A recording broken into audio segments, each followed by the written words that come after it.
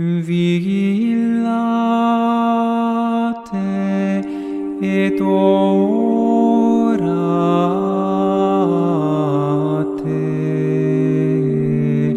ut non intretis in tentationem, Spiritus quidem promptus est, caro autem infirma.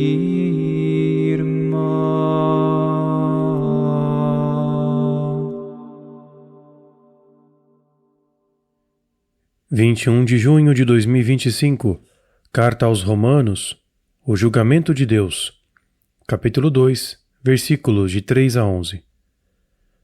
Você que julga aqueles que cometem tais coisas e as comete também, imagina que escapará do julgamento de Deus? Ou talvez despreze as riquezas da bondade, da paciência e da longanimidade de Deus, sem reconhecer que essa bondade o impele à conversão? Pela dureza e impenitência do seu coração, está a acumular ira contra si mesmo para o dia da ira e da revelação do justo julgamento de Deus, que dará a cada um segundo as suas obras. Aos que pela perseverança no bem buscam glória, honra e imortalidade, vida eterna. Mas aos rebeldes, indóceis à verdade e dóceis à injustiça, ira e indignação, tribulação e angústia sobre toda a alma humana que pratica o mal, primeiro sobre o judeu e também sobre o grego. Em contrapartida, glória, honra e paz a toda a alma humana que pratica o bem, primeiro ao judeu e também ao grego, pois Deus não faz acepção de pessoas. Escutaremos uma meditação escrita pelo irmão Elias, narrada por Felipe e acompanhadas por cantos de harpa dei.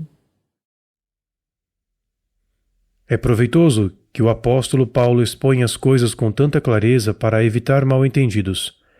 Não somos juízes dos outros. Essa é uma competência exclusiva de Deus. É claro que em muitas ocasiões podemos identificar se os atos cometidos por uma pessoa são bons ou maus. Os critérios para esse discernimento são-nos dados pela Sagrada Escritura, pela doutrina da Igreja e pela consciência formada por esta. No entanto, isso não significa que sejamos capazes de escrutinar o coração e as intenções dos outros. Somente o Senhor pode ver no mais profundo do ser humano, conhecer as suas motivações e julgar tudo com a sua sabedoria.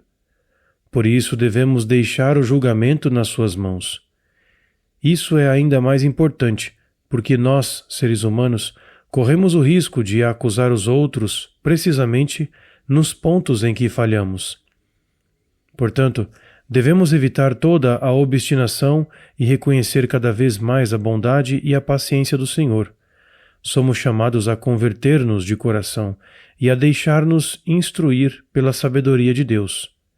Se assim for, estaremos no caminho certo. Com efeito, o homem deve praticar o bem e esforçar-se para reconhecer e cumprir a vontade de Deus. É isso que Ele quer de nós, e, se o fizermos, não ficaremos sem recompensa. Por outro lado, aqueles que não seguirem a verdade terão de sofrer as consequências. São Paulo sublinha que isso se aplica tanto aos judeus como aos gregos. Ao referir-se aos gregos, inclui todos os gentios que não conhecem a revelação de Israel. O apóstolo insiste novamente que as exigências da lei estão inscritas no coração do homem e que, portanto, ele será chamado a prestar contas. Pois todos os que pecaram sem a lei também perecerão sem a lei, e todos os que pecaram sob a lei serão julgados pela lei, pois não são justos diante de Deus aqueles que ouvem a lei, mas aqueles que a cumprem. Esses serão justificados.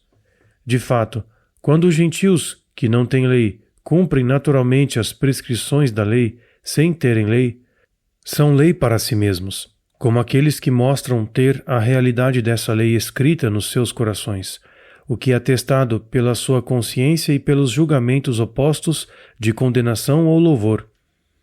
No dia em que Deus julgará as nações secretas dos homens, segundo o meu Evangelho, por Cristo Jesus.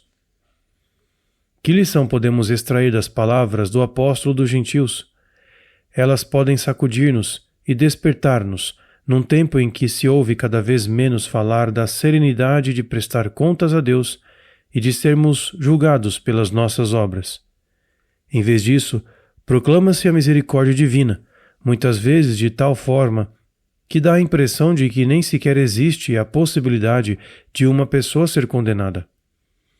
Há até falsas doutrinas que nos dizem que, no fim, até o próprio demônio será salvo.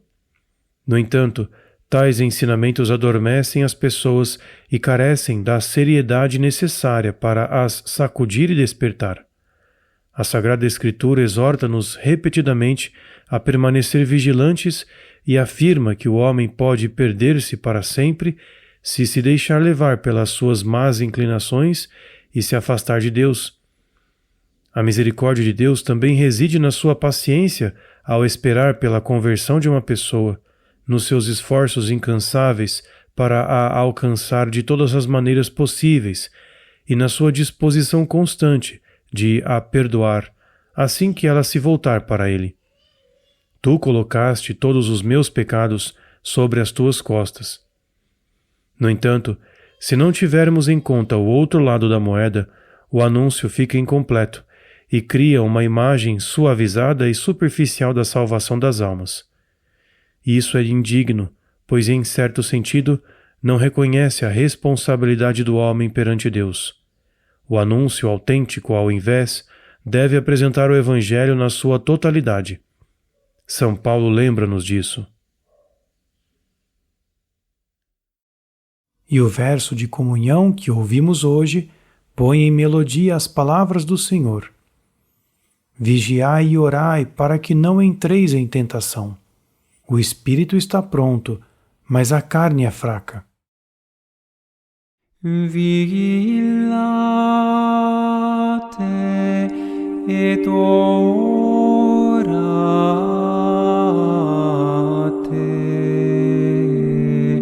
ut non intretis in tentationem, Spiritus quidem promptus est,